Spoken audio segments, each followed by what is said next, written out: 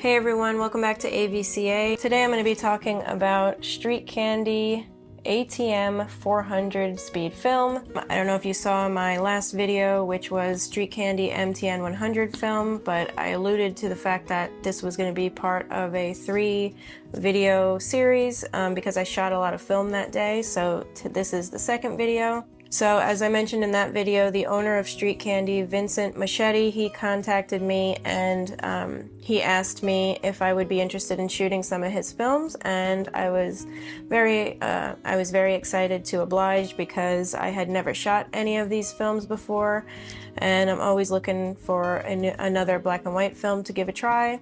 But it's taken me a while to finally get a chance to sit down and share it with you guys because life has been above and beyond lately, pretty insane for me and my family. But I won't get into that, but I apologize for always taking so long to get videos up, but here I am. So again, this film was shot using my Leica M6 with the Voigtlander 35mm f1.4 lens. I developed it using HC110B. I will get into that later in the video, but I'm just going to talk about the film itself like I always do, and then I will give you my experience and some photos that I took with it, and I'll kind of walk you through the day that I shot these. So sit back and don't go anywhere.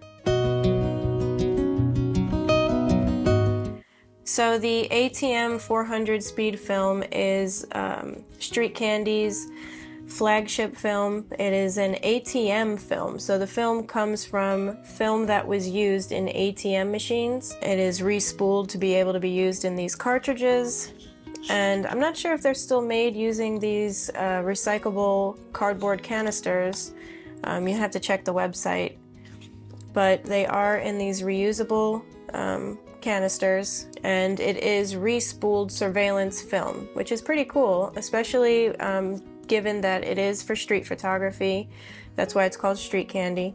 And considering that ATM or surveillance film was used to basically spy on people, that's basically what you're doing in street photography. You're catching people off guard. So the film is a sharp film. It has to be if you're going to be, you know, in low lighting at an ATM machine. It does have moderately visible grain because of that, which isn't always a problem. It depends on what your look is. But it's a 400 speed film. It has high contrast. It has really great rich tonality, gray tones like the MTN100 did. It has 36 exposures on a roll, and then of course it had the eco-friendly cardboard canisters, but the website says they don't recommend pushing past 800, ISO 800, and it's actually recommended to shoot the film at 320 when you're in tungsten lighting. The website gives really good information and good recommendations on developing it and shooting it, so that's always a great resource, is to go straight to the source. So now I want to go over my experience shooting the Street Candy ATM400. Now the first roll that I developed, I went according to the massive dev chart. I used Kodak's HC110 developer, the formulation B, and I cooked it for 7.5 minutes, but it looked overdeveloped. It came out really gritty, and I like to call it dirty. Like, it just didn't look right to me. So I went to the source. Like I said, you should go to the source. I went to his website, and I didn't realize that the website showed recommendations for certain developers, and it showed that for developers like HC110, you want to develop it the way you would if you were developing Ilford's HP5. And in that case, I should have developed it for only 5 minutes, so it obviously came out overdeveloped. So my second roll, I developed according to those instructions, the way I would develop HP5. I developed them in D76 this time for 8 minutes, and as I scanned the film, I mentioned this in my other video, but because they're reusable canisters, I think light might be leaking into them a little bit, especially when you're outside in the bright sun, so that's something to be aware of. Another thing that I noticed on the film itself, the film negatives, there are no numbers or markers, so you don't know from end to end which picture you started with, so you might want to make notes when you're shooting with this film. I shot these 2 rolls the day that I went out, that day that I mentioned in my last video. It was a beautiful, cool day here in Florida, so I shot a lot of film that day, and we went around town, and I tried to do some kind of street style photography because I'm not a street photographer. So we went to downtown, and I did get to shoot some pictures, you know, around the shops where people were walking and browsing, which was new for me. I had never done that before. So we came across this guy playing his saxophone.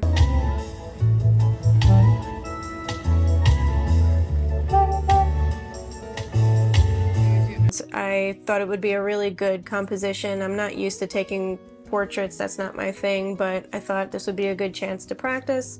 So I asked the guy if it was okay if I took his picture, and I gave him a tip in his guitar case. And he was really nice and played a song for Elena.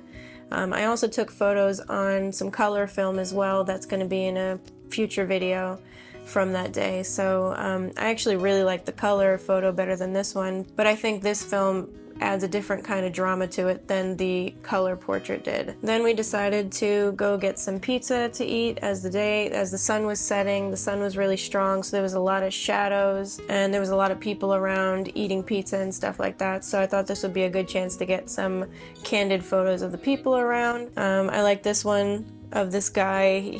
I caught him with throwing his head back, laughing in the corner. So I don't know, I kind of like this photo. I'm not a professional street photographer, so I'm sure there's better things out there, but I thought this was a cool photo of him laughing. And I got this photo of this mannequin in the doorway of this shop.